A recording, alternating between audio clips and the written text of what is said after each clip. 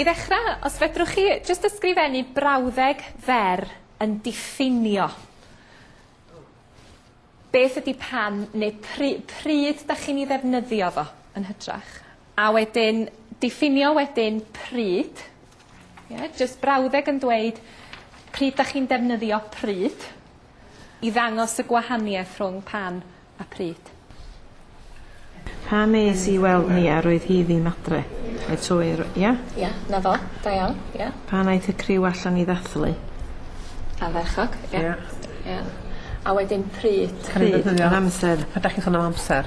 Amser. So, pryd eis di dy waith bore yma? Ie. Na fo, ia. Felly, pa fath o brawddeg di hwnna? Pryd eis di? Cwestiwn, gofyn cwestiwn. Yn union. Da ni'n defnyddio pryd wrth ofyn cwestiwn. Fel arfer ar ddechrau brawddeg yn dydi? Ie.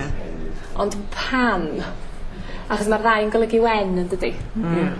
Felly pryd mewn cwestiwn fel arfer ar ddechrau cwestiwn. A wedyn pan, mi all fod ar ddechrau brawddeg, ond fel arfer mae o ar ganol brawddeg. Pan. Neu ar ddechrau cymal.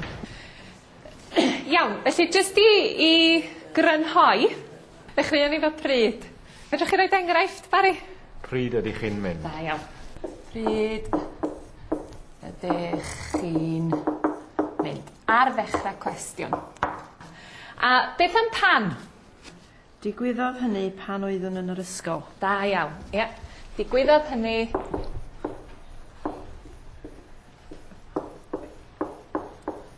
pan oeddwn yn yr ysgol.